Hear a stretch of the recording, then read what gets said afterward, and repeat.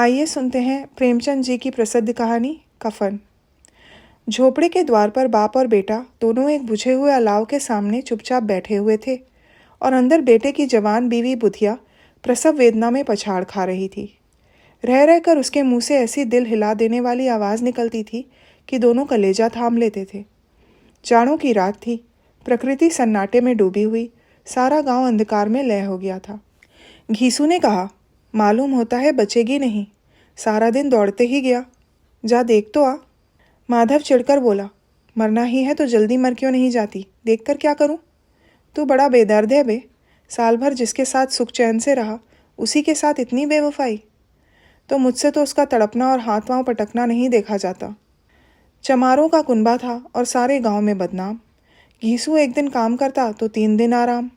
माधव इतना कामचोर था कि आध घंटे काम करता तो घंटे भर चिलम पीता, इसलिए उन्हें कहीं मजदूरी नहीं मिलती थी। घर में मुट्ठी भर भी अनाज मौजूद हो तो उनके लिए काम करने की कसम थी। जब 2-4 फाके हो जाते तो घीसू पेड़ पर चढ़कर लकड़ियाँ तोड़ लाता और माधव बाजार से बेच लाता, और जब तक वो पैसे रहते दोनों इधर उधर मारे मारे फिरते। जब फाके की नौबत आ जाती तो फिर लकड़ियाँ तोड़ते या मजदूरी तलाश करते। गांव में काम की कमी नहीं थी, किसानों का गांव था, मेहनती आदमी के लिए 50 काम थे, मगर इन दोनों को उसी वक्त बुलाते जब 2 आदमियों से एक का काम पाकर भी संतोष कर लेने के सिवा और कोई चारा नहीं होता। अगर दोनों साधु होते तो उन्हें संतोष और धैर्य के लिए संयम और नियम की ज़रूरत ना होती। ये तो इनकी प्रकृति थी, विचित्र जीवन था इनका। घर में मिट्टी के 2-4 बर्तन के सिवा कोई संपत्ति नहीं, फटे चीथड़ों से अपनी नग्नता को ढाके हुए जिए जाते थे, संसार की चिंताओं से मुक्त, कर्ज से लदे हुए, गालियां भी खाते, मार भी खाते, मगर कोई गम नहीं। दीन इतने कि वसूली की बिल्कुल आशा न रहने पर भी लोग इन्हें कुछ न कुछ कर्ज दे देते थे। मटर आलू की फसल में दूसरों के खेतों से मटर या आलू उखाड़ लाते और भून भून कर खा लेते, या 10-5 ऊँख उखाड़ लाते और रात को चूसते। घीसू ने इसी आकाशवृत्ति से 60 साल की उम्र काट दी और माधव भी सपूत बेटे की तरह बाप ही के पद चिन्हों पर चल रहा था, बल्कि उसका नाम और भी उजागर कर रहा था। इस वक्त भी दोनों अलाव के सामने बैठकर आलू भून रहे थे, जो कि किसी के खेत से खोद कर लाए थे। घीसू की स्त्री को तो बहुत दिन हुए देहांत हो गया था। माधव का ब्याह पिछले साल हुआ था। जब से वो औरत आई थी उसने इस खानदान में व्यवस्था की नींव डाली थी और इन दोनों बेगैरतों का दोजख भरती रहती थी। जब से वो आई ये दोनों और भी आराम तलब हो गए थे, बल्कि कुछ अकड़ने भी लगे थे। कोई कार्य करने को बुलाता तो निर्व्याज भाव से दुगनी मजदूरी मांगते। वही औरत आज प्रसव वेदना से मर रही थी और ये दोनों शायद इसी इंतज़ार में थे कि वो मर जाए तो आराम से सोएं। घीसू ने आलू निकालकर छीलते हुए कहा, जाकर देख तो क्या दशा है उसकी, चुड़ैल का फसाद होगा और क्या। यहाँ तो ओझा भी 1 रुपया मांगता है। माधव को भय था कि वो कोठरी में गया तो घीसू आलूओं का बड़ा भाग साफ कर देगा। बोला, मुझे वहाँ जाते डर लगता है। डर किस बात का, मैं तो यहाँ ही हूँ, तो तुम ही जाकर देखो ना। मेरी औरत जब मर रही थी तो मैं 3 दिन तक उसके पास से हिला भी नहीं, और मुझसे लजाएगी कि नहीं? जिसका कभी मुंह नहीं देखा उसका आज उगड़ा हुआ बदन देखूं, उसे तन की सुध भी तो ना होगी। मुझे देख लेगी तो खुलकर हाथ पांव भी ना पटक सकेगी। मैं सोचता हूँ कि कोई बाल बच्चा हुआ तो क्या होगा, सोंठ गुड़ तेल कुछ भी तो नहीं है घर पे। सब कुछ आ जाएगा भगवान दे तो। जो लोग अभी पैसा नहीं दे रहे हैं वो ही कल बुलाकर रुपए देंगे। मेरे 9 लड़के हुए, घर में कभी कुछ ना था, मगर भगवान ने किसी न किसी तरह बेड़ा पार ही लगाया। जिस समाज में रात दिन मेहनत करने वालों की हालत उनकी हालत से कुछ बहुत अच्छी न थी, और किसानों के मुकाबले में वो लोग जो किसानों की दुर्बलताओं से लाभ उठाना चाहते थे कहीं ज़्यादा संपन्न थे, वहाँ इस तरह की मनोवृत्ति पैदा हो जाना कोई अचरज की बात नहीं थी। हम तो यही कहेंगे, घीसू किसानों से कहीं ज़्यादा विचारवान था और किसानों के विचार शून्य समूह में शामिल होने के बदले बैठकबाजों की कुत्सित मंडली में जा मिला था। हाँ, उसमें यह शक्ति न थी कि बैठकबाजों के नियम और नीति का पालन करता, इसलिए जहाँ उसकी मंडली के और लोग गांव के सरगना और मुखिया बने हुए थे उस पर सारा गांव उंगली उठाता था। फिर भी उसे ये तस्कीन तो थी कि अगर वो फटे हाल है तो कम से कम उसे किसानों की सी जी तोड़ मेहनत तो नहीं करनी पड़ती, और उसकी सरलता और निरीहता से दूसरे लोग बेजा फ़ायदा तो नहीं उठाते। दोनों आलू निकाल निकाल कर जलते जलते खाने लगे। कल से कुछ नहीं खाया था, इतना सब्र नहीं था कि उसे ठंडा होने दें। कई बार दोनों की ज़बानें जल गईं। छिल जाने पर आलू का बाहरी हिस्सा बहुत ज़्यादा गर्म मालूम ना होता था, लेकिन दांतों के तले पड़ते ही अंदर का हिस्सा ज़बान, हलक और तालू को जला देता था। और उस अंगारे को मुंह में रखने से ज़्यादा खैरियत तो इसी में थी कि वो अंदर पहुंच जाए। वहाँ उसे ठंडा करने के लिए काफ़ी सामान थे, इसलिए दोनों जल्दी जल्दी निकल जाते। हालांकि इस कोशिश में उनकी आंखों से आंसू निकल आते। घीसू को उस वक्त ठाकुर की बारात याद आई जिसमें 20 साल पहले वो गया था। उस दावत में उसे जो तृप्ति मिली थी वो उसके जीवन में एक याद रखने वाली बात थी, और आज भी उसकी याद ताज़ा थी। बोला वो भोज नहीं भूलता। तब से फिर उस तरह का खाना और भरपेट नहीं मिला। लड़की वालों ने सबको भरपेट पूड़ियाँ खिलाई थीं, सबको, छोटे बड़े सबने पूड़ियाँ खाईं, और असली घी की। चटनी, रायता, 3 तरह के सूखे साग, एक रसेदार तरकारी, दही, चटनी, रायता। अब क्या क्या बताऊं। उस भोज में क्या स्वाद मिला। कोई रोक टोक नहीं थी। जो चीज़ चाहो मांगो, जितना चाहो खाओ। लोगों ने ऐसा खाया कि किसी से पानी ना पिया गया। मगर परोसने वाले हैं कि पत्तल में गरम गरम गोल गोल सुवासित कचौड़ियाँ डाल देते हैं। मना करते हैं कि नहीं चाहिए, पत्तल पर हाथ से रोके हुए हैं, मगर वो हैं कि दिए जाते हैं। और जब सबने मुंह धो लिया तो पान इलायची भी मिली, मगर मुझे पान लेने की कहाँ सुध थी। खड़ा हुआ ना जाता था। चटपट जाकर अपने कंबल में लेट गया। ऐसा दिल दरिया था वो ठाकुर। माधव ने इन पदार्थों का मन ही मन मज़ा लेते हुए कहा, अब हमें कोई ऐसा भोज नहीं खिलाता। अब कोई क्या खिलाएगा, वो ज़माना दूसरा था। अब तो सबको किफ़ायती सूझती है। शादी ब्याह में खर्च मत करो, क्रियाक्रम में खर्च मत करो। पूछो गरीबों का माल बटोर कर कहाँ रखोगे। बटोरने में भी तो कमी नहीं है। हाँ, खर्च में किफ़ायत सूझती है। तुमने एक 20 पूरियाँ खाई होंगी। 20 से ज़्यादा खाई थी। मैं 50 खा जाता। 50 से कम मैंने ना खाई होंगी। अच्छा पट्टा था, तू तो मेरा आधा भी नहीं है। आलू खाकर दोनों ने पानी पिया और फिर वहीं अलाव के सामने अपनी धोतियां ओढ़कर पाँव पेट में डाले सो रहे, जैसे 2 बड़े बड़े अजगर गेंडुलियां मारे पड़े हों। और बुधिया अभी तक करा रही थी। सवेरे माधव ने कोठरी में जाकर देखा तो उसकी स्त्री ठंडी हो चुकी थी। उसके मुंह पर मक्खियां भिनक रही थीं। पथराई हुई आंखें ऊपर टंगी हुई थीं। सारी देह धूल से लथपथ हो रही थी। उसके पेट में बच्चा मर गया था। माधव भागा हुआ घीसू के पास आया।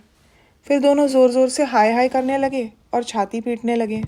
पड़ोस वालों ने ये रोना धोना सुना तो दौड़े हुए आए और पुरानी मर्यादा के अनुसार इन अभागों को समझाने लगे। मगर ज़्यादा रोने पीटने का अवसर न था। कफन और लकड़ी की फिक्र करनी थी। पर घर में तो पैसा इस तरह गायब था जैसे चील के घोंसले में से मांस। बाप बेटे रोते हुए गांव के जमींदार के पास गए। वो इन दोनों की सूरत से नफरत करते थे। कई बार इन्हें अपने हाथों पीट चुके थे चोरी करने के लिए, वादे पर काम न आने के लिए। पूछा, क्या है बे घिसुआ, रोता क्यों है? अब तो तू कहीं दिखाई भी नहीं देता। मालूम होता है इस गांव में रहना नहीं चाहता।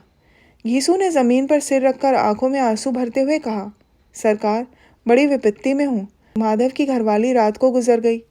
रात भर तड़पती रही। सरकार, हम दोनों उसके सिरहाने बैठे रहे।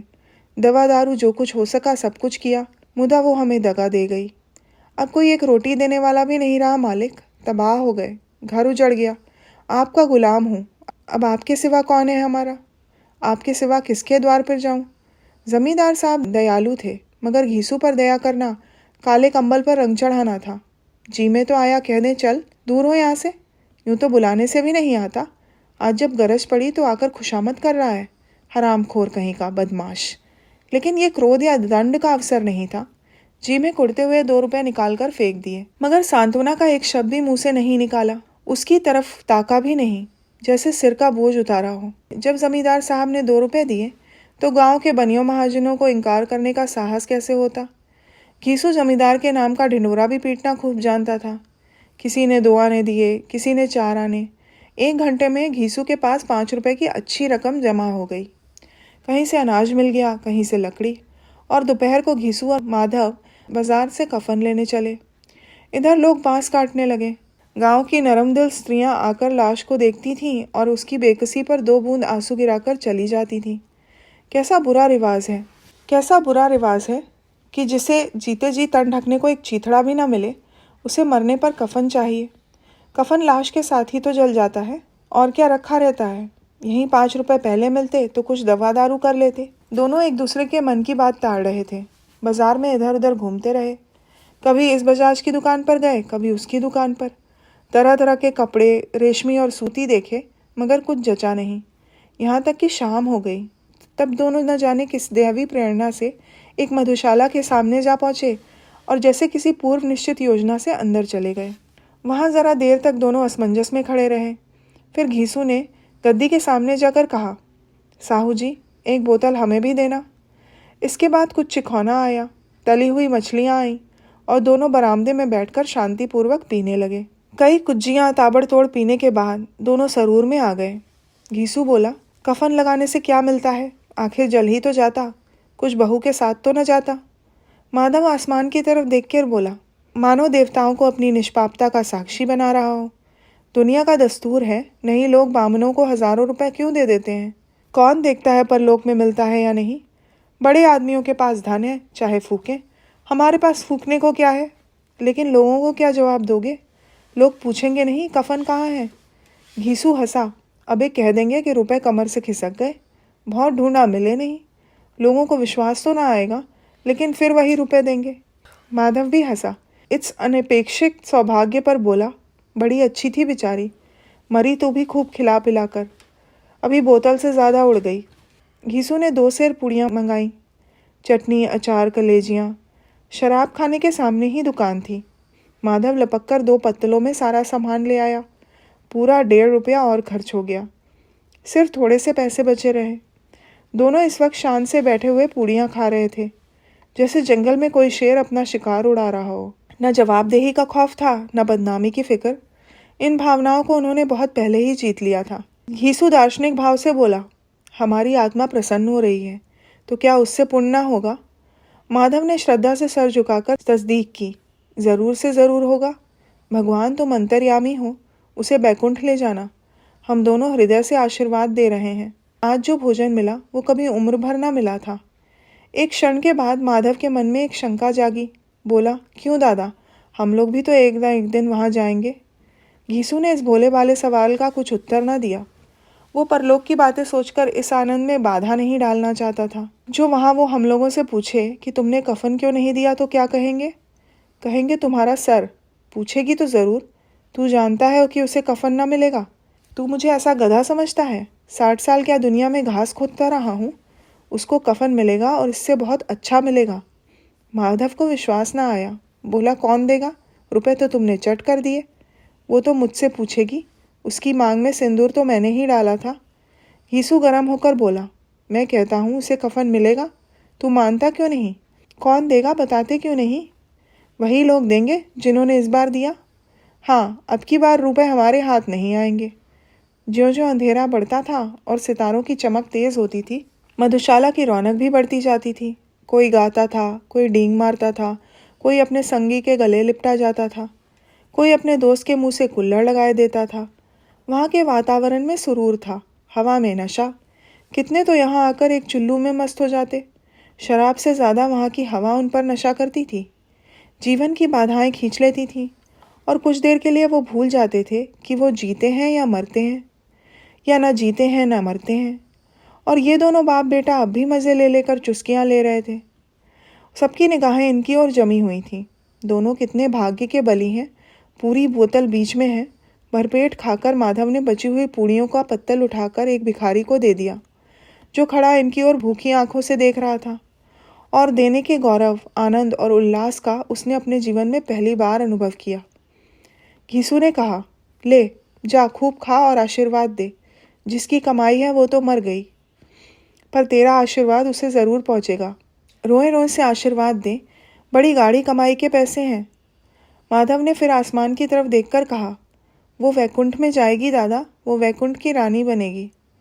घीसू खड़ा हो गया और जैसे उल्लास की लहरों में तैरता हुआ बोला, हाँ बेटा, वैकुंठ में जाएगी। किसी को सताया नहीं, किसी को दबाया नहीं, मरते मरते हमारी ज़िंदगी की सबसे बड़ी लालसा पूरी कर गई। वो ना वैकुंठ में जाएगी तो क्या ये मोटे मोटे लोग जाएंगे, जो गरीबों को दोनों हाथों से लूटते हैं और अपने पाप को धोने के लिए गंगा में नहाते हैं और मंदिरों में जल चढ़ाते हैं? श्रद्धालुता का ये रंग तुरंत ही बदल गया। अस्थिरता नशे की खासियत है। दुख और निराशा का दौरा हुआ। माधव बोला, मगर दादा, बेचारी ने जिंदगी में बड़ा दुख भोगा, कितना दुख झेल कर मरी। वो आंखों पर हाथ रखकर रोने लगा। चीखे मार मार कर। घीसू ने समझाया, क्यों रोता है बेटा? खुश हो कि वो माया जाल से मुक्त हो गई, जंजाल से छूट गई। बड़ी भाग्यवान थी जो इतनी जल्दी माया मोह के बंधन तोड़ दिए। और दोनों खड़े होकर गाने लगे, ठगनी क्यों नैना झमकावे। फिर दोनों नाचने लगे, उछले भी, कूदे भी, गिरे भी, मटके भी, भाव भी बनाए, अभिनय भी किए और आखिर नशे से मदमस्त होकर वहीं गिर पड़े। तो ये थी प्रेमचंद जी की कहानी कफन। बहुत ही प्रसिद्ध कहानी थी। सुनने के लिए धन्यवाद।